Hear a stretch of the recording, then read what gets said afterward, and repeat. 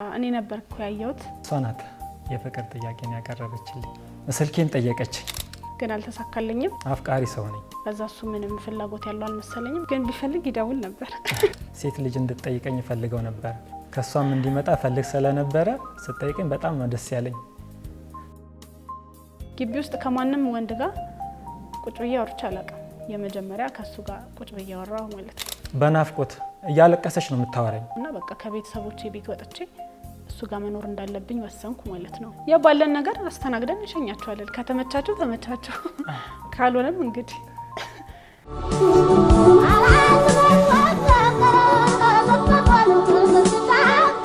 እሺ። ስሜ ቤተልሔም ገብረ እግዚአብሔር ይባላል። ከአብ ታደለ እባላለሁ። ዩኒቨርሲቲ ግቢ ውስጥ ነበር የተዋወቅ ነው፣ አርባ ምንጭ ዩኒቨርሲቲ። እዛ ነበረ ትውውቃችን የጀመርነው። እሷ ናት የፍቅር ጥያቄን ያቀረበችልኝ። እኔ ነበርኩ ያየሁት። ቤተ ክርስቲያን ግቢ ጉባኤ አገልጋይ ነበረ። መጀመሪያ ላይ የቤተ ክርስቲያን ልጅ አይመስለኝም ነበር እና እዛ ጋር አየሁት መጀመሪያ። ከዛ የቤተ ክርስቲያን ጉዞዎች አሉ እሁድ እሁድ የሚደረጉ ማለት ነው። እዛ ላይ ያገኘው ነበር፣ ግን አላናገረውም። ዲፓርትመንታችንም የተለያየ ነበረ።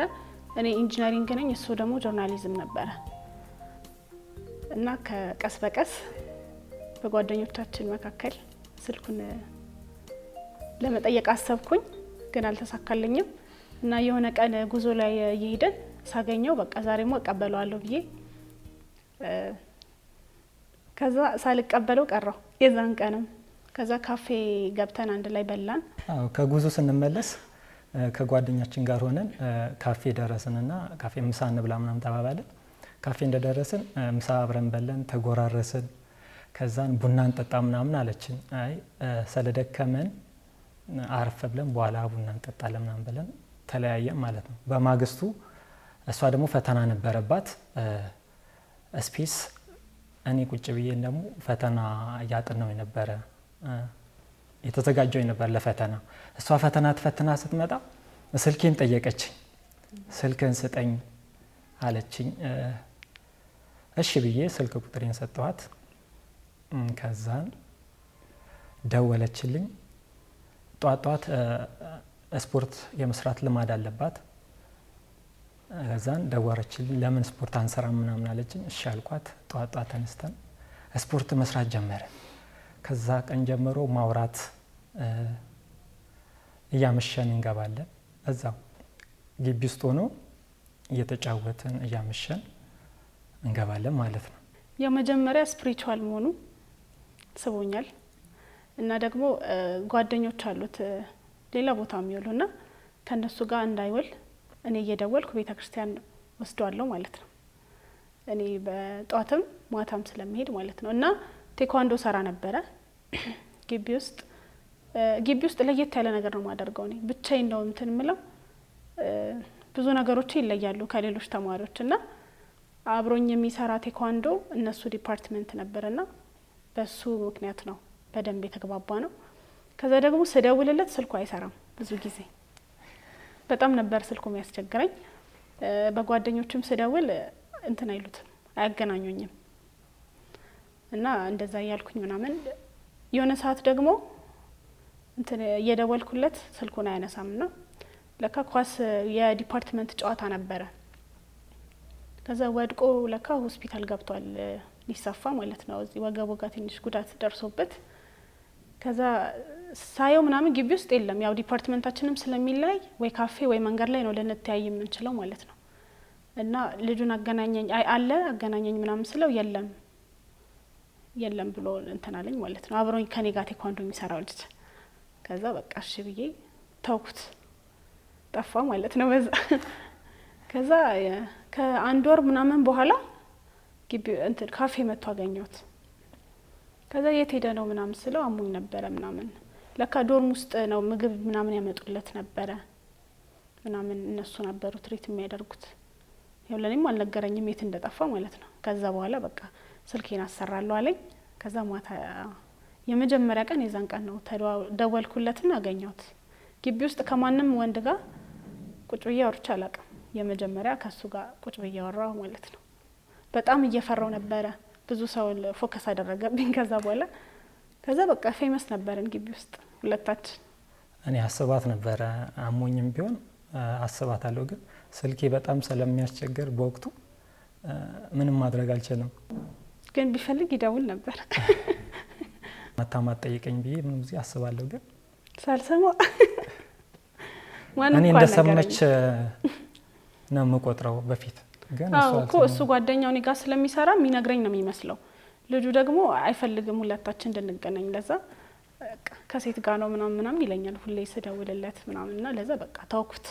ይፈልጋታል መሰለኝ እሷን አላቅም። እሱን ግን አንድ እኔ ከላይ ነው የምተኘው፣ እሱ ከስር ነው የምተኘው። ሲደወል እኔ ዝቅ ብዬ ሳይ የእሷ ስልክ ቁጥር እንደሆነ አውቃለሁኝ፣ ግን አይሰጣም። እንዳወራ አይፈልግም። ይፈልጋታል መሰለኝ። ያ ይመስለኛል እሱን እንዲያደረገ። መጀመሪያ የምማቀው ልጅን ስለሆነ ከዛ ጧት ላይ ስፖርት ምናምን እንገናኝ ነበርና ቅድሚያ እኔን ነው ያወቅሽው አይነት ነገር ይለኝ ነበር።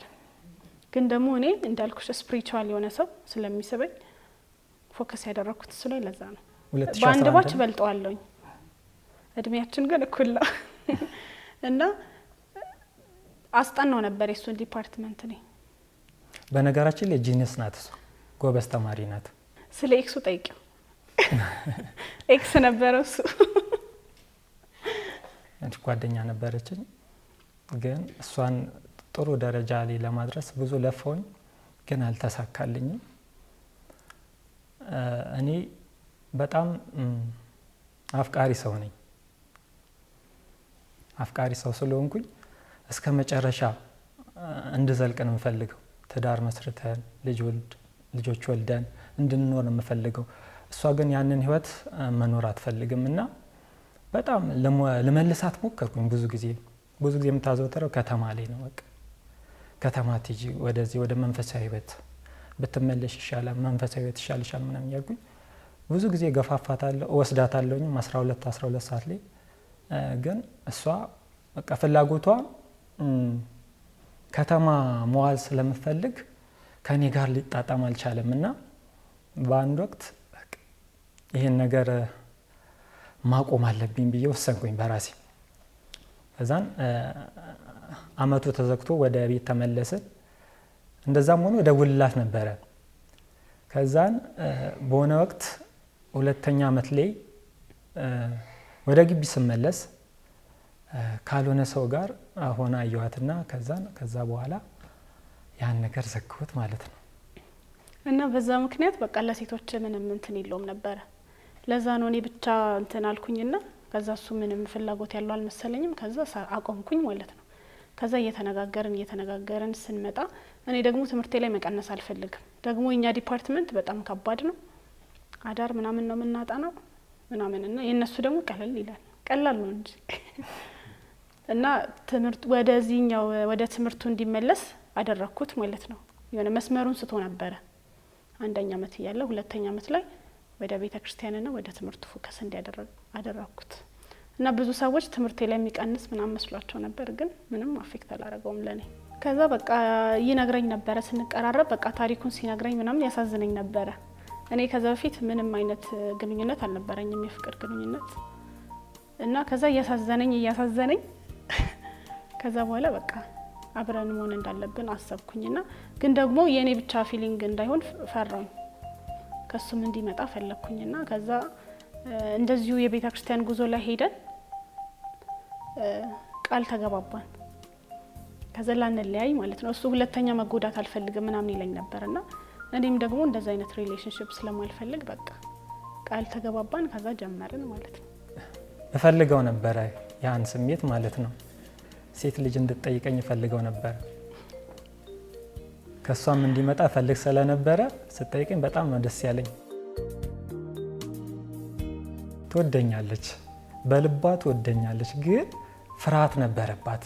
ቢተወኝስ የሚል ፍርሃት ነበረባት እና ያ እንዳይሆንባት ደግሞ ትጨነቃለች እና ግን የሆነ ሰዓት ግን በቃ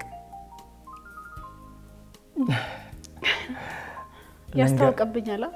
በጣም ነው የሚያስታውቅባት የነበረው። ከዛም በኋላ በቃ ጀመረን ማለት ነው።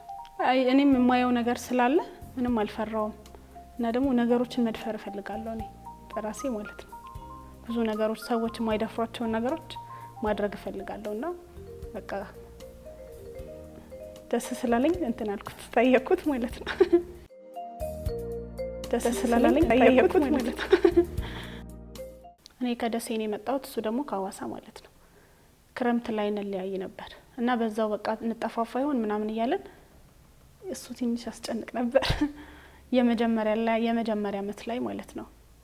ከዛ እንዴት ነበር ክረምት ያለፈው? በጣም ይከብድ ነበረ። ኮሮናም ገብቶ ነበረ በወቅቱ። የኮሮና ወቅት ስለነበረ ሊያገናኘን አልቻለም። በስልክ ነው የምንገናኘው፣ እንነፋፍቃለን እና ኢቨን እንኳን ስልክ የምንደውልበት ካርድ እንኳን ራሱ እንትን ይለን ነበረ በወቅቱ ማለት ነው። አናገኝም ነበረ። እንደምንም ብለን ቤተሰቦቻችንም ቢሆን እንቀፋፍለን ካርድ ሞልተን እደውልላታለሁኝ። በናፍቆት እያለቀሰች ነው የምታወራኝ እሷ ማለት ነው። እኔም በጣም ትናፍቀኛለች። ስለምትናፍቀኝ አይዞሽ እንገናኛለን አይቀርም ይሄም ቀን ያልፋል ምናምን እላታለሁኝ። ቴክስት እንጻጻፋለን። ቴክስት በቃ አዳሩ ሙሉ ነው እየተጻጻፍን የምናድረው ማለት ነው።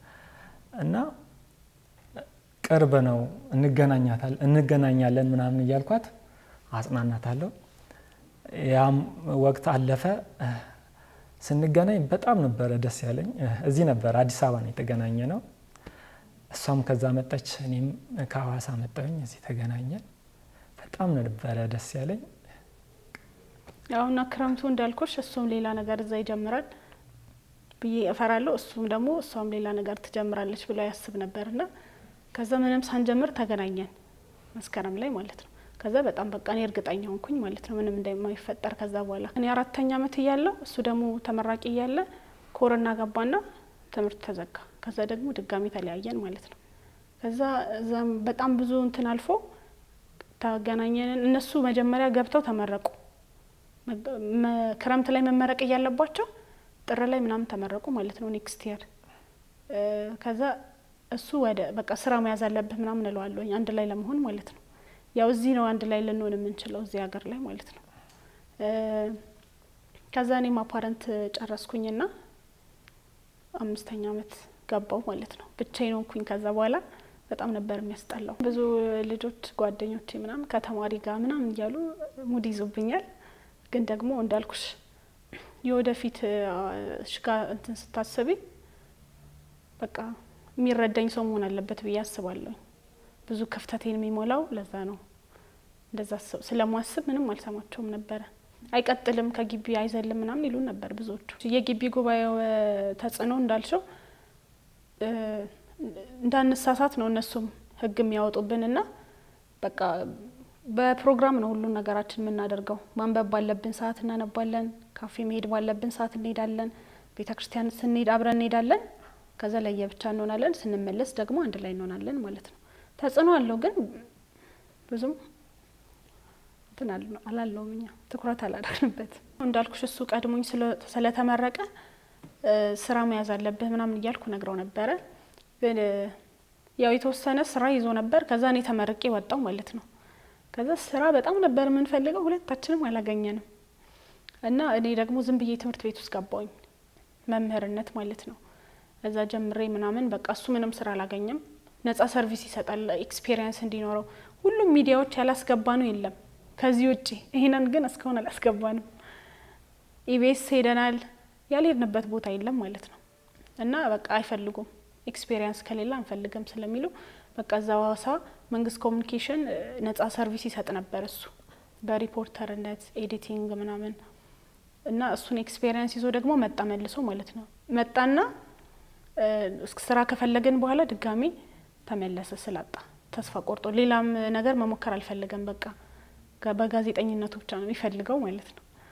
ግን ደግሞ እንደዛ ከሆነ ደግሞ አንድ ላይ አንሆንም። እሱ ነገር ያሳስበኝ ነበር። እኔ በቃ መጨረሻ ላይ በቃ ና ዝም ብላ አልኩት። ከዛ በቃ አብረን እንኖራለን ናዚ ምናምን አልኩት። ከዛ መጣ። ወስኜ መጣሁኝ። ከዛ በኋላ አሁንም 4 ኪሎ ሄጄ ስራ መፈለጌንም አላቆምኩም።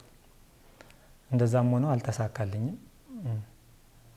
የሆነ ሰዓት ግን የሆነ ድርጅት በኤዲቲንግ እንድሰራ አመቻቸልኝ። እዛ ድርጅት ውስጥ ገብቼ መስራት ጀመርኩ፣ ኤዲተር ሆኜ ማለት ነው።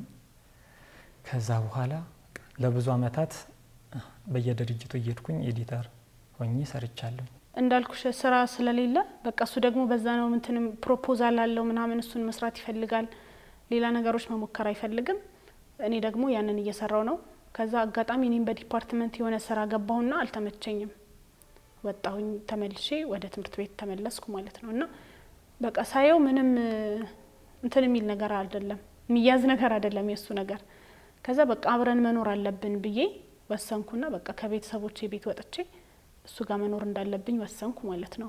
እንደዛ ደግሞ ሲሆን ዝም ብሎ አይደለም፣ በቃ መጋባት አለባችሁ። ለእናቴን ሳማክራት መጋባት አለባችሁ፣ የምትተማመኝበት አይነት ሰው ከሆነ መጋባት አለባችሁ ምናምን አለችን ማለት ነው።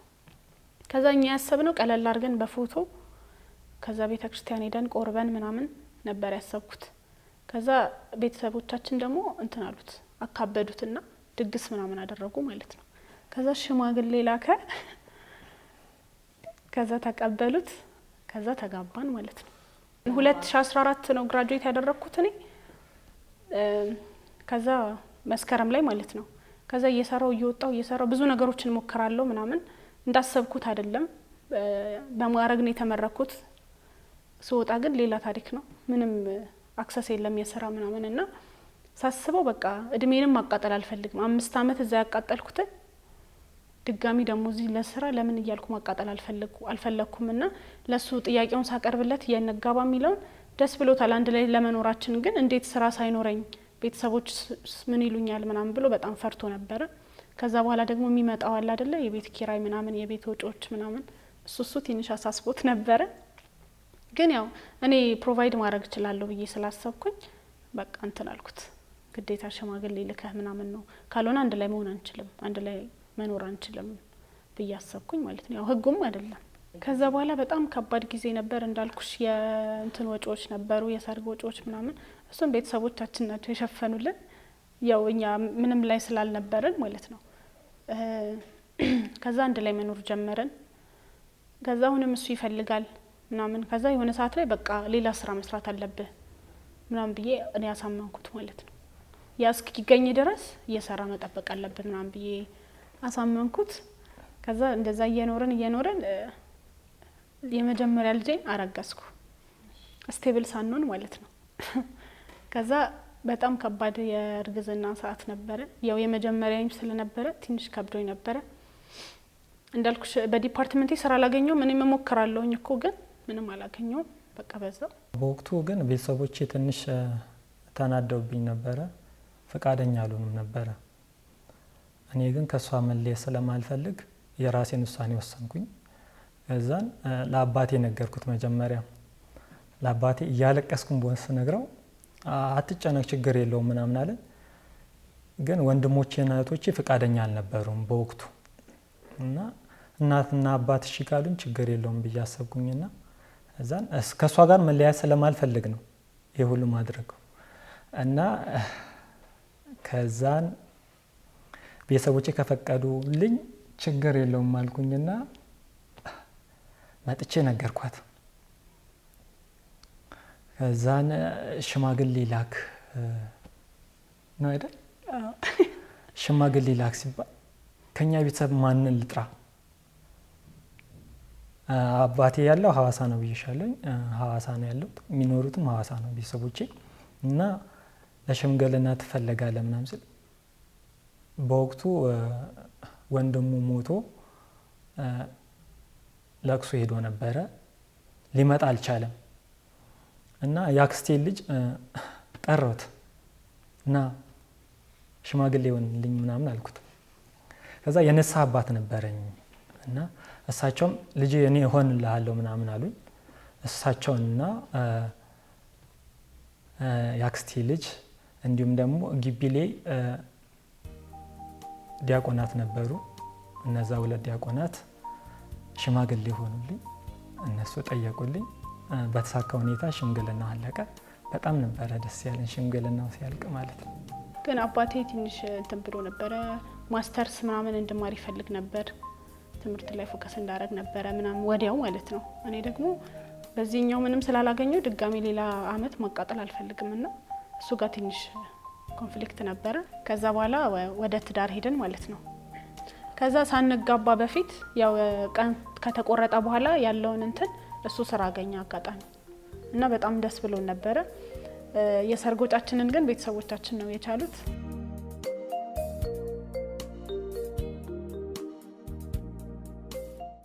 ከዛ አልጋ ብቻ ነበር የገዛነው መጀመሪያ።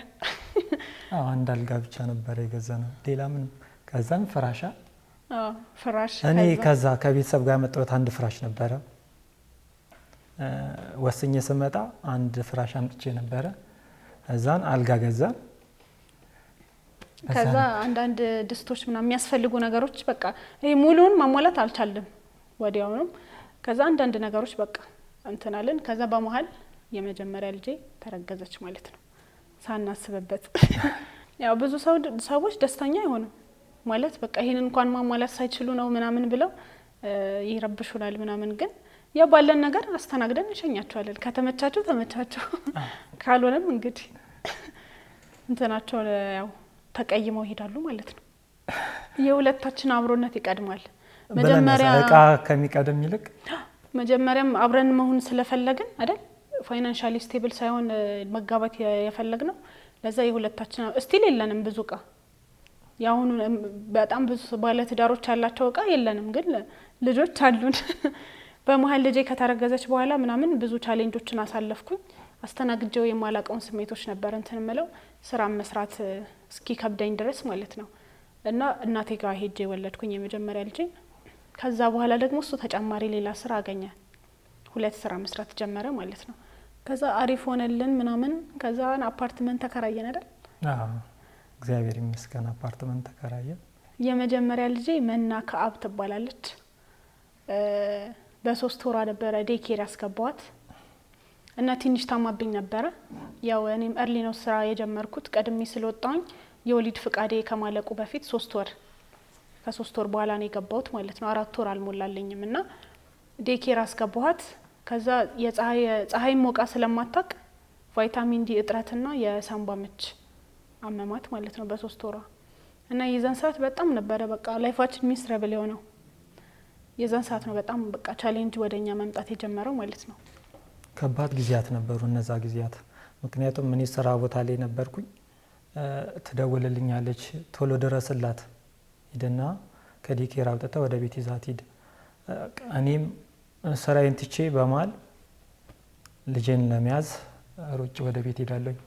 ግን ከዴይኬር 3 በጣም ታሳዝናለች። በቃ ልጃችን በጣም ተጎድታለች እና ያ ጊዜ በጣም የሚያስጨንቅ ጊዜ ነበረ። እና ለእናቴ መስጠት እንዳለብኝ አምኜ ነበረ። ግን ደግሞ አትሊስት 1 አመት እንኳን ማጥባት ብችል እኔ ጋር ሆና ብዬ ነበር። ሰራተኛም ደግሞ እንደሚታሰበው አይደለም። እኔ ደግሞ ሰራተኛ መቅጠርም አልፈልግም።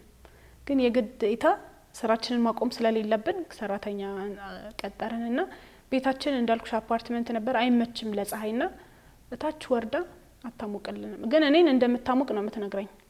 ግን እሷ ፀሐይ አታሞቃትም ነበርና ፋይናሊ ቫይታሚን ዲ እጥረት አለባት ከተባለ በኋላ በቃ እኔ ልጄን እያጣኋት እንደሆነ ስለተሰማኝ በቃ ስራ ማቆም አለብኝ ብዬ ወሰንን ማለት ነው አይደል? ከዛ አቆምኩኝ ስራ። ቤት ውስጥ መዋል ጀመርኩ ማለት ነው። አትሊስት ክረምት እየገባ ነገር ነበርና ግንቦትን ወር ተጠቅሜ 1 ወር እንኳን በደንብ ባሞቃት የተሻለ ይሆናል ብዬ ከዛ ቫይታሚን ዲ እንትን መድኃኒት ነበረ ከፋርማሲ ገዝቼ እሱንም ሰጣታለሁ። ፀሐይ ማሞቃታለሁ ምናምን ቤት ውስጥ ነበርኩኝ ለ1 ወር ከምናምን። ከዛ እዛ ላይ እሱ ብቻውን እንትን ማኔጅ ማድረግ ከበደው ትንሽ እና ለመድኃኒቱም በጣም ብዙ ወጪ ነው የምናወጣው። ለሰራተኛም በዛ ላይ ብዙ ወጪ ነው ያለብን። የቤት ኪራይ አለ፣ የቤት ወጪ አለ ምናምን እና ከዛ ሳስበው በጣም ትንሽ ኢኮኖሚካሊ ድጋሚ ወደታች እያለን ስለሆነ በቃ እኔ መስራት አለብኝ ብዬ ራሴን አሳመንኩና ግንቦት ወር አይደለ ያቆምኩኝ ያልኩሽ ሰኔ፣ ሐምሌ፣ ነሐሴ ከቤት ከዋልኩኝ በኋላ ከዛ መስከረም ላይ ልጄን ለእናቴ ሰጥቼ ወደ ስራ ተመለስኩ ማለት ነው። 10 ወር ድረስ እንደምንም አጥብቼ ማለት ነው። እና ወደ እናቴ ጋር ስወስድ በጣም ብዙ ሰዎች ብዙ አስተያየት ይሰጡኛል። ግን ደግሞ የኔ የልጄ ሴፍቲ ይቀድማል ብዬ ነው ለእናቴ የሰጠሁት። ምክንያቱም በሰራተኛም ሆነ በዴይኬር ማሳደግ አልፈልግም። ኢኮኖሚካሊም ደህና ነበረን። ይሄን ያክል በጣም ቸግሮን ምናምን አልነበረም። ግን የእሷ ጤና ይበልጣል። ለእኛም እኮ ትናፍቀናለች፣ ከኛ ጋር ማሳለፍ አለባት ምናምን። ግን በቃ ማገገም አለባት። አጠገቧ የሆነ የራሴ የምትለው ሰው መኖር አለበት። ለዛ ነበረ የሰጠነው አይደል? ስንሰጥ ተነጋግረንበት ነበረ ለእናቷ የሰጠነው። ከሆነ ጊዜ በኋላ ግን እንደምናመጣት ተነጋግረናል። ነገሮች ሲስተካከሉ እንደውም እኔ ያሰብኩት ቤት ቁጭ ብዬ ማሳደግ ነበረ። ሌላ ደግሜ ሁለተኛ ልጅ ከዛ በቃ ቁጭ ብዬ ያሳድጋለሁ ብዬ ነበር ማስበው። ከዛ በእኔ ስራ አቁም ያልነበር የዛ ሰዓት ሌላ አዲስ ስራ ቦታ ገባው ማለት ነው። ከዛ ሰፈርም ቀየረን። ካለንበት ሰፈር ወደ ሌላ ሰፈር ቀየረንና አጋጣሚ ነው የገባውበት ቦታ በጣም አሪፍ ቦታ ነበረ ምናምን። ግን ስራ ቦታው ትንሽ አልተመቸኝም ነበረ። እኔ የእናትነት እንትኑ ትንሽ ከብዶኛል። በጣም ነው ማለቅሰው እስክለምደው ድረስ በጣም ነበር ማለቅሰው። በጣም ነው የሚያስጠላኝ ቤት ስመለስ ምናምን፣ ልጄ የሌለችበት ቤት ማለት ነውና ስራ ቦታዬም ደግሞ በጣም አድካሚ ነበረ። እድል ሆኖ አላቅም ኔጌቲቭ ሰዎች ናቸው የሚገጥሙኝ ስራ ቦታ ላይና በዚህ አጋጣሚ የሰውን ሰላም የምትነሱ ሰዎች እረፉ። ሰው በጣም ብዙ ቤት ውስጥ ምን አይነት ነገር እንደሚያሳልፍ አታውቁ። እና አትሊስት አንድ እናት አሁን ከራስ ቤት ወይም ልጅ ወልዳ ስትነሳ ወደ ስራ ስትመለስ በጣም ብዙ ነገር አሳልፋ ነው የምትመጣውና ሌላ ሀሳብ አትኑባት። ይሄንን ማስተላለፍ ፈልጋለሁ። በዛ አጋጣሚ ደግሞ ሁለተኛ ልጄን አረገዝኩ ማለት ነው። ፕላን ነበረ። ብዙ ሰው ግን ፕላን ያላደረግን ነው የሚመስላቸው። እንዳልኩሽ ልጄን ማምጣት ስላለብኝ በቃ ለአንድ ልጅ ከምቀምጥ ሁለት ልጅ ቢኖረኝ በቃ ቁጭ ብዬ ማሳደግ እችላለሁ ምናምን ብዬ አስቤ የዛን ሰሞን ቲክቶክ ጀምረን ነበረ እና ይሄንን የልጄን ታሪክ ዝም ብዬ ጽፋለሁና በጣም ብዙ ሰው ወዶታል እና በጣም ፎሎ እያደረጉኝ ነበረ። ብዙ ኮሜንቶች ነበሩ ምናምን።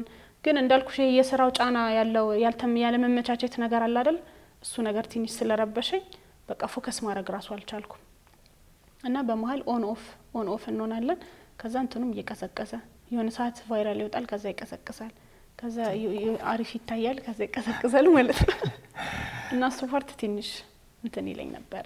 ይሄኛውን ማሳደግ ሳትችሉ ደግሞ ሌላ ሰው ኢቭን አካሪያችን ራሱ ማለት ነው አካሪይ ራሱ አይወጣልንም በጣም ደስ በሚል ሁኔታ በቃ አይወዱንም። ለምን እንደሆነ አላውቅም አይደል? በየትንበት ሁሉ ፈተና የሆኑብን እነሱ ናቸው። ማለት ኪራይ እኮ በወራችን ጠብቀን ነው የምንከፍለው። ግን በቃ የሆነ ሰርቫይቭ አድርገን መኖራችን ደስ አይላቸውም። አሩ ነው ወይ እንደውም እሱ ትንሽ ይሻላቸዋል። እኔን ጭራሽ ይጣሉኛል። እሱ ራሱ ለኔ ፈተና ነው አላውቅም። ከዛ በኋላ ሁለተኛ ልጅ ነፍሰ ጡር ነበርኩኝ።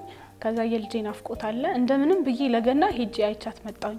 ምትለምዱላ አይመስለኝም ነበር እሱ ከዛ በኋላ ካየዋት በኋላ በቃ ልቤ ተረጋጋ። በጣም እነሱን ለምዳ ጭራሽ እኔን አልጠቀም አለችኝ። እናቴ ጋር ነው የምተኛው ምናምን ማየት አትፈልግም እኔን ማለት ነው። ከዛ ትንሽ ከፋኝ እንደ እናት። ግን ደግሞ በቃ እነሱን በደንብ ስለለመደቻቸው ትጫወታለች፣ ምግብ ትበላለች ምናምንና ከዛ ደግሞ ጤናዋም ተመልሷል። ቼክ አስደረኳት ድጋሚ ቫይታሚን ዲ። ከዛ ኖርማል ነች ሲባል በቃ በጣም ደስ አለኝ። ከዛ በኋላ ተረጋግቼ ተመለስኩ እንጂ ከዛ በፊት በቃ ምን እየሆንኩ እንደሆነ እንዳለቀልኝ 3 ወር አላውቅም። ከመስከረም እስከ ጥር 4 ወር ያለው ሰዓት ማለት ነው። በዚህ አጋጣሚ ግን የሷን እናት ማመስገን እፈልጋለሁ። ምክንያቱም በጣም ትሁት እናት ናት ያላቻት እሷ ማለት እና ጀግና እናት ናት። እናት ነገሮችን አርቃ የምታስብ እናት ናት ያለቻት እና እድሜ ጤና ይስጥሽ አባዬ። ብዙ ነገር የምታደርግልን እሷ ስለሆነች ማለት ነው። ሀሳባችንን የምትረዳው እሷ ናት። እኛም ደግሞ ሌላ ሰው ማማከር አንፈልግም፣ እሷን ነው የምናማክረው። እሷን ስናማክራት አይዟችሁ ሁሉ ነገር ያልፋል፣ እናንተ ብቻ በርቱ ምናምን ትለናለች። እኛም እሷ ያለችንን እንሰማና ጠንካራ እንሆናለን ማለት ነው። አውና እግዚአብሔር እንዳለ ትነግረናለች ምናምን። ከዛ ሁለተኛ ልጅ ካረገዝኩኝ በኋላ እንዳልኩሽ ልጄን አይቻት ከተመለስኩ በኋላ በቃ ተረጋጋሁኝ ምናምን። ከዛ ስራ መስራት ጀመርኩኝ። ከዛ አሪፍ ላይ ነበርን። ከዛ እንዳልኩሽ አካራይ ምናምን በጣም ነው የምፈራው። ሁለተኛ ልጅ እንዴት ነው የምወልደው እያልኩ ማሰብ ጀመርኩ። ከዛ ደግሞ ከዛ በፊት እርግዝናዬ በጣም ሰውነቴ ላይ ለውጥ አምጥቷል። በጣም ቀጭን ነበርኩኝ። በጣም ባንዴ ሌላ ሰው ሆንኩኝ ማለት ነው። እና ሰዎች ራሱ ፎቶአችንን አይተው እዚህ ጋር ያለው ግን አንቺ ነሽ እርግጠኛ ነሽ ምናምን ይሉኛል ማለት ነው። አይገናኝም ፎቶዬና ኪሎዬ። ስፔሻሊ ለሁለተኛው ልጅ በጣም ኪሎ ይጨምሯል። 100 ኪሎ ገብቼ ነበረ፣ 1 ኩንታል ማለት ነው። ልጁ ደግሞ 5 ኪሎ ነበር እና በጣም በቃ ፊቴ ተለጥጦ ምናምን በጣም በሶ ሙድ ይዘብኝ ነበር። ባልና ሚስት አንመስላቸውም፣ ልጅና እናቱ ነሽ ምናምን ይሉኛል። ስቲል እናትና ልጅ ይሉናል አብረን ቲክቶክ ቪዲዮ ስንሰራ ማለት ነው። እና እሱ ትንሽ እንትን ይለኛል። በቃ እኔ እንደምለው ነው የሚሆነው። እኔ አድርግ ምለው ነው። አሁን ለምሳሌ ስራ ሳስቆመው እንዴት ወንድ ልጅ ስራ ያቆማል እንዴት ብለው በጣም ብዙ እንትኖች ነበሩ። ግን በቃ አልተከራከረም። ለኔ ደግሞ ተስተካክዬ እንድሰራ ሀሳቤን ርፍ ብዬ ስራዬን እንድሰራ ደግሞ እሱ ቤት ውስጥ መሆን አለበት። እንዳልኩሽ ለሰራተኛም ለዴኬርም መስጠት አልፈልግም። በጣም ተጨነኩኝ። እንዴት ነው ማረገው ልጆቹን ምናምን እያልኩኝ ማለት ነው። እና ስራ ማቆም እንዳለበት ወሰነን። እሱ ቤት ውስጥ ሆኖ መስራት ስለሚችል ኤዲቲንግም ምንም ቢሆን መስራት ይችላልና እኔ ደግሞ ተረጋግቼ እንድሰራ ለዛ ነው ያቆመው። እሺ ባላገባው ብዬ በጭራሽ አስቤ አላቅም። እንኳንም አገባው እንኳንም ወለድኩ እንኳንም ተጋባን። ማመስገን የምፈልገው መጀመሪያ እዚህ ላደረሰን እግዚአብሔርን ነው ማመስገን የምፈልገው። በመቀጠል ደግሞ ይሄ ትዳር እንዲቆም ያደረገችው እናቴ ነች። እሷን ማመስገን እፈልጋለሁ። እሱንም አመሰግናለሁ። ኃላፊነቱ እኔ የምለውን ሰምቶ እዚህ ድረስ እስከንደርስ ስላደረገ ማለት ነው። እኔ ማመስገን የምፈልገው ባለቤቴን ነው። በጣም ጀግና ሴት ስለሆነች እሷን ማመስገን እፈልጋለሁ። ምክንያቱም እሷ ጠንካራ በመሆኗ ነው ትዳራችን እዚህ ደረጃ እንዲደርስ ያደረገችው እሷ ስለሆነች እሷን በጣም ነው ማመሰግነው። በጣም ነው መወዳት፣ በጣም ነው ማፈቅራት። የልጆቻችን እናት ኑሪልን። በ27 አመታችን የሁለት ልጆችና እናትና አባት ነን። የኛን የህይወት ጉዞ ማየት የምትፈልጉ ሰዎች ፎንቃዬ ወይም ደግሞ ዩዘር ኔሙ መናስ ፋሚሊ በሚለው ፎሎ ማድረግ ትችላላችሁ። እናመሰግናለን። እናንተም ደግሞ አክብራችሁ ስለጠራችሁ እናመሰግናለን። ከልብ ነው እናመሰግነው።